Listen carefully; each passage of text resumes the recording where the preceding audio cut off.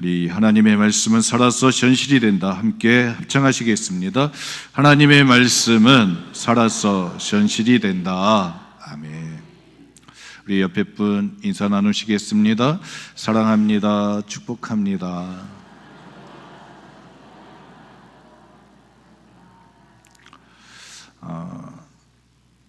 지난 주간은 추석 명절이 있었는데 여러분 다들 어떻게 지내셨는지 한번 옆에 분한테 한번 물어보시겠습니다. 어떻게 지내셨어요? 그러면 잘 지냈습니다.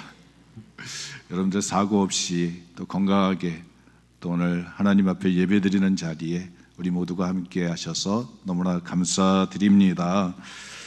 제가 예배 시간에 잠깐 이제 우리 한희철 목사님 책을 잠깐 읽어봤는데 그 시인 가운데 이제 그 목련꽃이 필 때 이제 그 친구가 만나자고 한 거예요. 그런데 이 친구가 이제 겨울이 돼가지고 그 친구를 찾아갑니다. 그러면서 한마디 합니다. 너무 늦게 올라간다. 여러분, 꽃들은 다 피는 시간이 다르다고 합니다.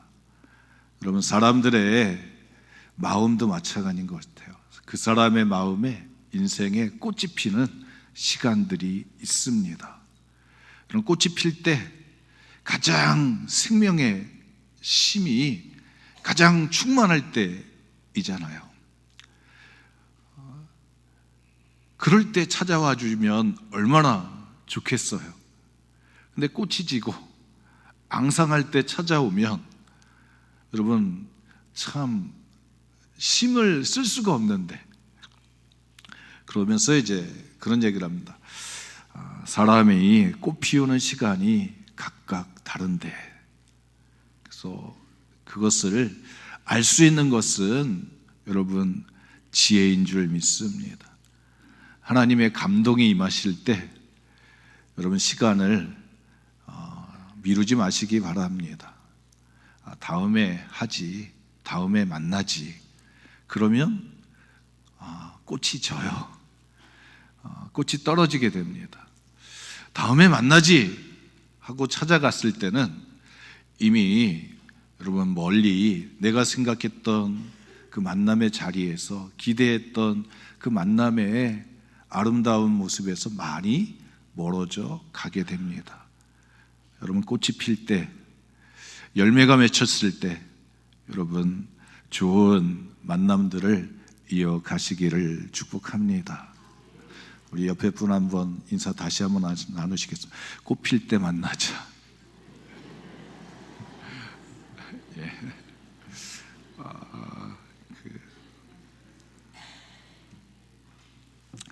여호수아 2장에 보면 그 라합이 등장합니다. 이스라엘 백성들이 가나안 땅에 이제 도착하게 됩니다. 그래서 이제 여리고 성이 눈앞에 보이고 이제 가나안 땅을 정복해 가야 되는 그런 입장에 있습니다. 그래서 여호수아 1장에 하나님이 여호수아를 모세 대신에 세우시고, 그리고 여호수아 2장부터 하나님께서 그 땅을 정복하기 위한 일들을 행하시게 됩니다. 그래서 여호수아 2장에 보면 정탐꾼을 보내는 이야기가 등장하게 됩니다. 여호수아 3장에는 요단강을 건너갑니다. 그 여호수아 4장에 보면 길갈을 지나가면서 그 돌멩이를 꺼내는 사건이 있고, 여호수아 5장에 가면 길갈에서 할례를 행하십니다. 그리고 여호수아 6장에 여리고성을 하루에 한 번씩, 그리고 마지막 날 7번 돌면서 그 성을 이제 무너뜨리는 하나님의 역사를 이뤄내게 됩니다. 근데 그 첫 번째 그 일이 하나님의 커다란 일하심의 커다란 계획들 속에서 그 첫 번째 일어나는 것이 정탐꾼 보내는 거예요. 민수기 13장에도 보면 시내산에서 열아둘 길을 가서 이제 가데스 바네에서 정탐꾼을 보내는 이야기가 나옵니다. 이 정탐꾼이 중요한 거예요. 민수기에서 정탐꾼을 보내가지고 거기에서 정탐꾼들 때문에 그들의 마음이 녹아져 가지고 40일씩 1년씩 계산해서 40년 동안 방황하는 자들이 돼서 결국은 다 죽음을 맞이하게 됐습니다. 살아남은 자 여호수아 갈렙만 살아남게 되는 것입니다. 그래서 정탐꾼이 중요한 거예요. 그래서 여호수아가 정탐꾼을 보내는데 몇 명 보낼까요? 여러분, 민주적으로 하면 12명을 보내야 됩니다. 12지파니까 각 지파에서 한 사람씩 뽑아가지고 보내는데, 여호수아 갈렙은 40년 동안 방황하는 시간 속에서 생존했던 자들입니다. 살아남은 자들이에요. 그들이 살아남은 이유는 하나님을 향한 믿음의 고백이 있었기 때문입니다. 저들은 우리의 밥이다. 모두가 우리 스스로 보기에 메뚜기라고 할 때 저들은 우리의 밥이다, 우리의 먹이다. 하나님이 우리와 함께 하시면 넉넉히 이길 수 있다. 그 고백을 통해 가지고 모두가 다 죽을 때 살아남았습니다. 여호수아가 정탐꾼을 보낼 때 고민을 했을까요? 안 했을까요? 고민을 했을 거예요. 어떻게 할까? 그런데 하나님이 여호수아에게 주신 감동대로 2명 보내자. 왜? 40년 전에 2명만 성공했기 때문에 숫자가 중요한 게 아니다. 그래서 믿음직한 사람 2명을 보내게 됩니다. 그 2명이 여리고성에 가서 여러분 보아야 될 것들이 있었습니다. 민수기 13장에는 정탐꾼들을 보내면서 그들이 그 땅이 비옥한지 아니면 척박한지, 그 땅에 사람이 많은지 적은지, 그 땅에 사람 살만하는지 그 조건들을, 환경들을 보는 것이 정탐꾼의 목적이었습니다. 그래서 정탐꾼들이 40일 동안 정탐하고 나서 그 증거물로 포도송이와 무화과나무 송이를 가지고 왔어요. 그런데 정말 중요한 것은 그 땅이 좋은 땅이더라도 그 땅에 있는 사람을 이겨야 되는 거였어요.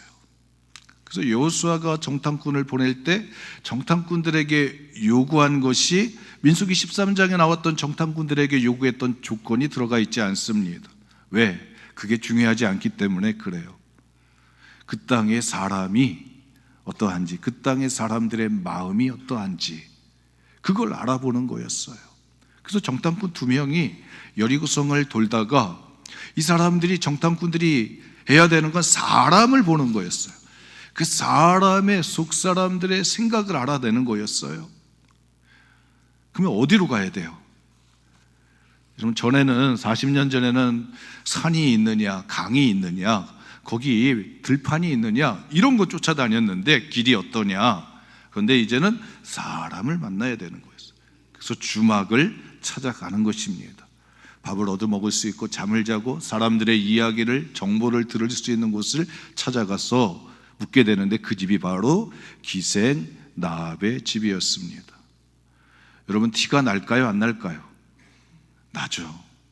그 같은 이스라엘 사람들이라도 사사기에 보면 입다가 전쟁을 할 때 에브라임 사람들하고 전쟁을 하게 됩니다. 그럴 때 그 강나루에서 십볼렛 이거 가지고 에브라임 사람인지 아닌지를 구별해냈어요. 십볼렛. 여러분, 우리 경상도 사람들은 쌀을 뭐로 이야기해요? 살로. 그렇죠. 이게 억양이 틀린 거예요. 어디 억양이냐? 그래서 가나안 땅에 이 사람들은 원래 애굽에서 태어나고 40년 동안 광야 생활하다가 이제 가나안 땅에 들어가니까 이 말하는 게 이게 훈련받은 것도 아니고 차이가 날 거 아니에요. 또 옷차림도 티가 날 거 아니에요. 그래서 기생 나합이 척 보니까 이 사람들은 여기 사람 아니구나. 그리고 저 멀리 뭐가 보여? 이스라엘 사람들의 무리가 보이는 거예요.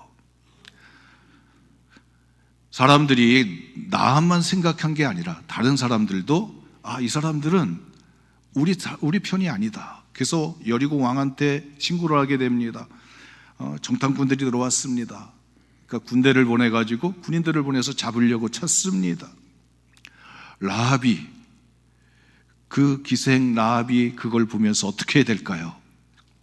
신고해야 될까요? 아니면 숨겨줘야 될 것인가? 자기가 어느 편에 설 것인가? 이게 결정을 해야 되는 순간입니다. 근데 여러분, 세계 정세를 잘 분별해낼 수 있는 능력이 우리 가운데 있기를 축복합니다. 믿음의 사람들에게는 하나님이 뭘 주시냐면 지혜를 주십니다. 하나님의 말씀을 가까이 하는 자들에게는 하나님이 지혜를 주시는 거예요. 그 지혜에 여러 가지 성격이 있지만 분별력입니다. 판단력입니다. 잘 분별하는 거예요. 어떻게 돌아가는지. 특별히 이 기생 라합은 사람들을 만나는 사람이었습니다. 사람들을 척 보면 아는 거예요. 이 이야기를 들으면서 이 정치 이야기를 하면서 지금 어떻게 흘러가고 있구나. 여러분, 우리나라 대한민국이 지금 어디로 흘러가고 있습니까? 여러분 잘 알고 계십니까? 안보 문제, 경제 문제, 또 우리 정치 문제. 지금 우리나라가 어디로 흘러가고 있느냐? 여러분, 우리나라처럼 정치 문제, 경제 문제, 안보 문제에 대해서 완전히 탁월한 그런 안견을 가지고 그 모든 것을 볼 수 있는 힘을 가진 나라는 대한민국밖에 없습니다. 택시 타면 무슨 얘기예요? 정치 이야기 하잖아요. 어떻게 돌아가요? 사람들 만나면 지금 어떻게 돌아가냐고. 어떻게 돌아가느냐? 그걸 라합이 보고서 판단해야 됐습니다. 어느 편에 설 것인가? 여러분, 생명이 있는 곳에 설 것인가? 사망이 있는 곳에 설 것인가? 자기의 가족들의 운명을 붙들고 결단해야 됐습니다. 여러분, 신앙은 운명을 결정하는 것입니다. 결단하는 것입니다. 그냥 중간지대가 없습니다. 하나 서야 되는 거예요. 하나님 편에 서야 되는 거예요. 그래서 라합이 결단하고 숨겨주게 됩니다. 자기 지붕에다 숨겨주게 됩니다. 그리고 다 돌아보낸 다음에 군인들을 돌려보낸 다음에 그들로 하여금 자기의 집에서 창문을 통해서 정탐꾼들을 내보내게 됩니다. 그러면서 약조를 하나 받습니다. 내가 당신들을 살려주었은즉 당신들도 나를 살려주라. 그러면서 정탐꾼들이 듣고 싶어 했던 소리를 듣습니다. 우리는 하나님께서 애굽에서 행한 일들을 들었다. 10가지 재앙을 행했던 일들, 그리고 홍해를 건넌 일들, 광야에서 지냈던 일들, 그리고 아모리 왕들을 갖다가 죽인 일들을 우리가 다 들었다. 우리가 알고 있다. 그리고 그 소리를 듣자마자 우리들의 마음이 녹았다. 우리의 마음들이 싸울 의지가 다 무너졌다. 그 이야기를 들려주면서 내가 당신들을 선대했은즉 당신들도 나를 선대해라. 그러면서 약조를 하나 하게 됩니다. 그 지붕으로 내려가면서 이 지붕에다가, 이 창문에다가 붉은 줄을 매달아라. 붉은 줄을 매달아라. 그리고 정탐꾼들은 요단강을 건너서 진지로 돌아가게 됩니다. 그리고 여호수아에게 보고를 하게 됩니다. 저들의 마음이 다 녹았습니다. 저들은 그냥 겉모습일 뿐입니다. 속에 있는 모든 심은 다 빠졌습니다. 그러니까 여호수아가 어때요? 됐다. 여러분, 싸움은 정신력 싸움이죠. 마음의 싸움인 거예요. 사람이기 때문에 그래요. 로봇들끼리 싸우는 것은 힘의 숫자 싸움이겠지만 사람은 여러분 정신력 싸움인 거예요. 마음이 중요합니다. 어떤 마음이 있느냐. 정탐꾼들이 지나간 그 창문에다가 라합이 붉은 줄을 매das습니다. 그러면서 그들에게 마지막으로 그랬겠죠. 나를 잊지 마세요. 나를 기억해 주세요. 내가 행한 일을 잃어버리지 마세요. 기억해 주세요. 그 붉은 줄을 매면서 요단강 저편을 바라보면서 그렇게 바라봅니다. 여러분, 정탐꾼들은 그 요단강 저편에 있는 여리고성 바라보면서 라합의 집을 쳐다보는 것입니다. 창문을 바라보는 거예요. 붉은 줄을 보면서 라합을 생각하게 되어집니다. 여러분, 어떻게 됐을까요? 성경은 여리고성을 7번 돌았을 때 그때 여리고성이 무너지게 됩니다. 그리고 여호수아가 두 정탐꾼을 보내서 그 가족, 붉은 줄이 묶여있는 그 가족의 구성원들, 라합의 가족을 살리게 되어집니다. 여러분, 신앙은 하나님 편에 서는 것입니다. 세상 편이 아니라 하나님 편에 서는 거예요. 오늘 우리가 읽었던 말씀 보면 누가복음 23장에 있는 이 말씀, 예수님이 십자가에 달리시게 됩니다. 그때 대제사장이 가야바였습니다. 누군가 한 사람이 이 나라를 위해서 희생하는 게 좋다. 그래서 예수님을 희생제물로 삼게 됩니다. 정치적인 희생제물로 삼게 됩니다. 그리고 예수님은 빌라도에 의해서 재판을 받으시고 로마법에 의해서 유대인의 왕이라고 하는 편말을 가지고 십자가가 세워지게 되는데 양옆에 두 강도들과 함께 예수님의 십자가가 세워집니다. 그 밑에서는 예수님의 옷을 벗기고 그 벗겨진 속옷을 가지고 사람들이 다 제비뽑기를 하게 됩니다. 로마 병사들이 그 옷을 제비뽑기하는 사건들이 벌어지게 됩니다. 사람들이 예수님을 보면서 이야기합니다. 네가 십자가 위에서 내려오면 우리가 믿겠다. 너를 메시아라고 인정하겠다. 그러며 비방합니다. 조롱합니다. 예수님의 옷을 벗기면서 보아라, 예수님도 똑같다. 옆에 있는 강도들의 옷을 벗기고 예수님의 옷도 벗기면서 보아라, 예수님도 사람이다. 똑같다. 옷 벗기면 다 똑같다. 너희가 지금 잘못 알고 있는 것이다. 예수님이 사람이다. 그리고 예수님을 향해서 네가 정말 하나님의 아들이라고 한다면, 네가 얘기했듯이 메시아라고 한다면 그 십자가 위에서 내려오라.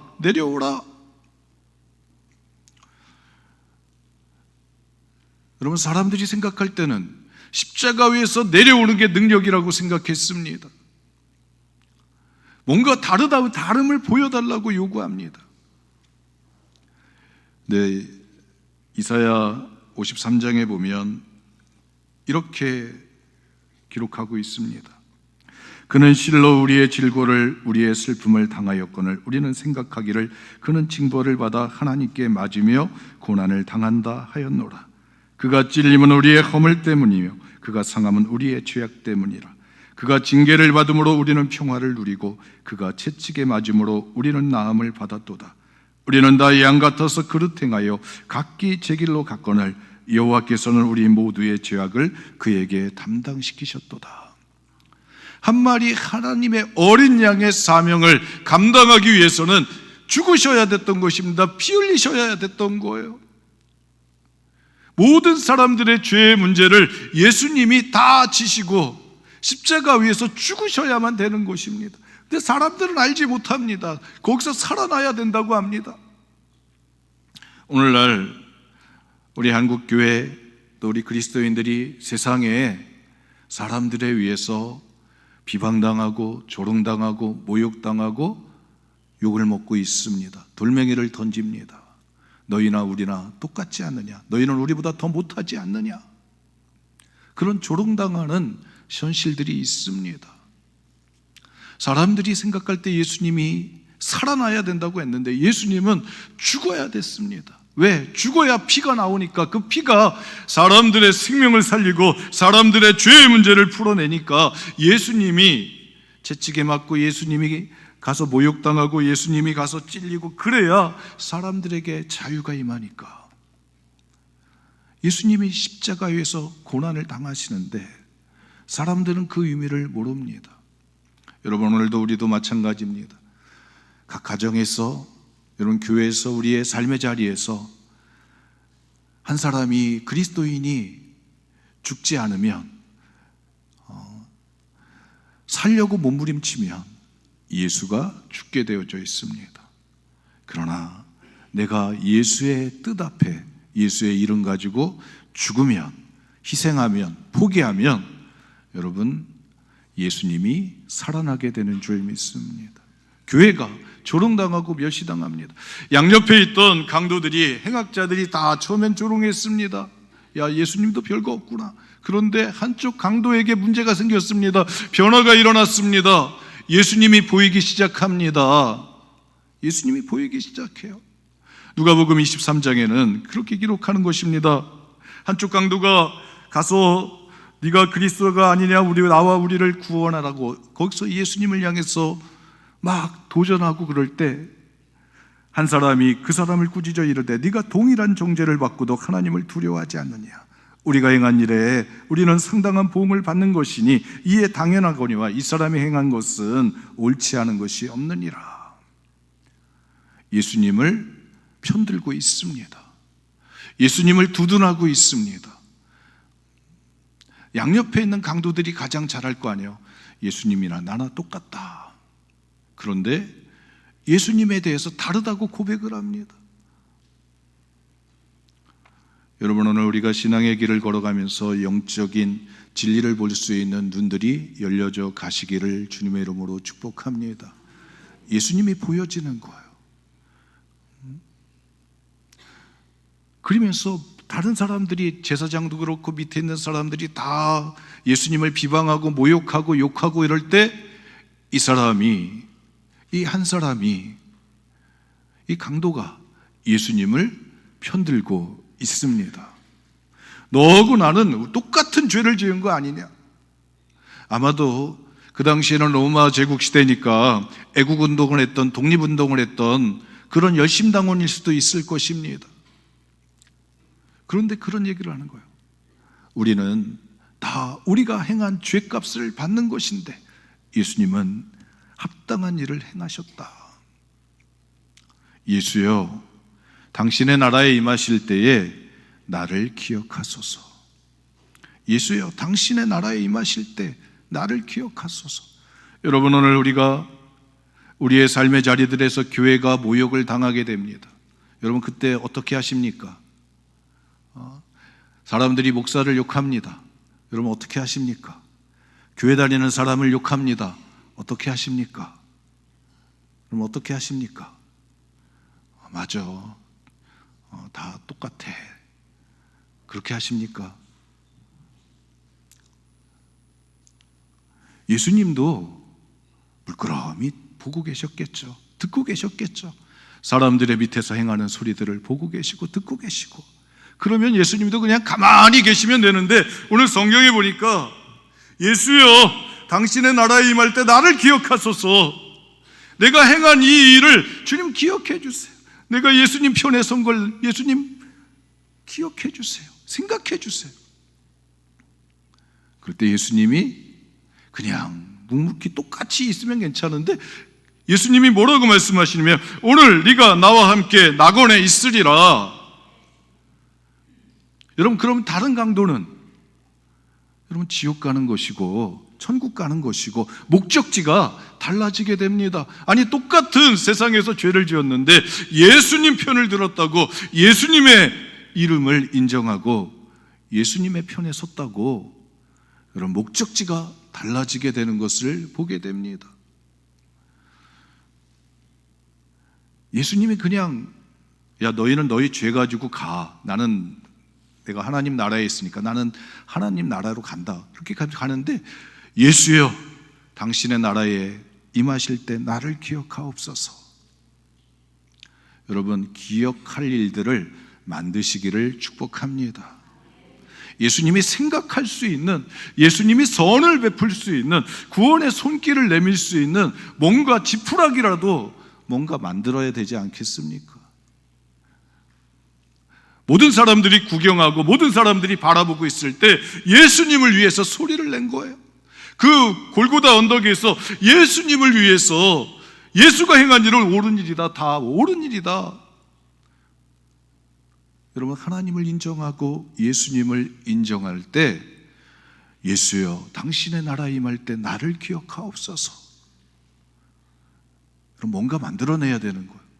그 소리 때문에 여러분 목적지가 달라지는 거예요. 오늘 우리는 이 세상 속에서 많은 소리들이 있습니다. 여러분, 돌 던지고 옷 벗기고 막 비방하는 많은 소리들이 있습니다. 그럴 때 우리는 어떻게 해야 될까요?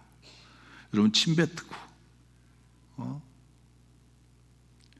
여러분, 오늘 우리는 진정한 그리스도인이라고 한다면 예수님 때문에 욕먹고 예수님 때문에 조롱당하고 예수님 때문에 핍박당하는 게 여러분 복이 있다고 그랬어요. 복이 있다고. 팔복 가운데 들어가는 거예요. 오늘 우리 그리스도인들이 그래 뭐 죄로 따져보면 다 똑같이 네, 하나님은 똑같지 않게 보시는 것을 보게 됩니다. 소리를 내는 사람, 하나님 편에 서는 사람, 그 사람을 찾고 계신 거예요. 예수여, 당신의 나라에 임할 때, 여러분 빌라도도 인정하지 않았습니다. 네 나라가 어디 있느냐? 여긴 내 나라지. 그리고 선도해 버렸습니다. 예수님의 나라를 인정합니다. 여러분, 오늘 우리는 다 예수님의 왕권을 인정하고 주님의 뜻이 이 땅 위에 이루어집니다. 하늘의 뜻이 이 땅 위에 이루어집니다. 고백하며 살아가는 줄 믿습니다. 여러분, 그래서요, 정치를 뛰어넘어갈 수 있고 여러분 사람들의 여러분 색깔을 뛰어넘어갈 수 있는 게 예수님인 줄 믿습니다. 예수님인 거예요. 잘 살고 못 사는 걸 뛰어넘어갈 수 있는 게 복음인 거예요. 이 복음의 능력이 여러분 갇혀있지 않고 살아서 움직이는 그런 나라가 되기를 소망합니다. 그런 그리스도인들이 그런 나라를 만들어가는 것입니다. 구경하는 자들이 아니라 하나님의 나라는 하나님의 편에 서서 하나님의 뜻을 이루는 사람들에 의해서 만들어져 가는 것입니다. 그럴 때 예수여 나를 기억하옵소서, 예수여 나를 생각하옵소서, 예수여 나에게 복을 주옵소서. 출애굽기 32장에는 황금송아지를 만들고 사람들이 막 춤추고 할 때 모세가 십계명 들고 내려와서 외칩니다. 하나님 편에 선 자는 다 내게로 나오라. 그때 레위 자손들이 나옵니다. 그 레위 자손들에게 명령합니다. 너희는 칼을 차고 이 편에서 저 편까지 오고 가면서 너희 친구들, 너희 이웃들 다 죽여라. 그럼 3,000명을 죽이게 됩니다. 그럴 때 모세가 그런 고백을 합니다. 너희가 오늘 하나님께 헌신하였으니 하나님이 너희에게 복을 내리시리라. 여러분, 오늘 우리가 살고 있는 이 시대 속에서 여러분 중간은 없습니다. 내가 어느 편에 서야, 내가 어느 자리에 내가 서야 내 인생을 예수님께 걸어야, 내 인생을 하나님께 걸어야 하나님이 내 인생에 대해서 책임져 주시는 줄 믿습니다. 네가 오늘 나와 함께 낙원에 있으리라. 여러분, 십자가 달리기 전에 그 강도와 예수를 고백한 후의 강도는 여러분 완전히 여러분 존재가 달라지게 되는 줄 믿습니다. 오늘 우리의 입술에서 예수여 나를 기억하옵소서 할 수 있는 여러분 예수님을 향한 여러분 믿음의 도전들이 있으시기를 바랍니다. 예수님의 이름을 높이고 모욕당한 예수님의 이름에다가 여러분 그 이름을 높이고 벗겨진 예수님의 옷을 입히고 예수님에게 눈물로 예수님의 발을 닦았던 그 여인처럼 예수님을 사랑하는 그 흔적들이 살아있을 때 예수여 당신의 나라에 임할 때 나를 기억하옵소서 고백할 수 있는 줄 믿습니다. 그 이야기를 할 수 있는, 나를 기억하옵소서 할 수 있는 그 믿음의 행적을 만들어내는 우리 모두가 되어지시기를 주님의 이름으로 축복합니다.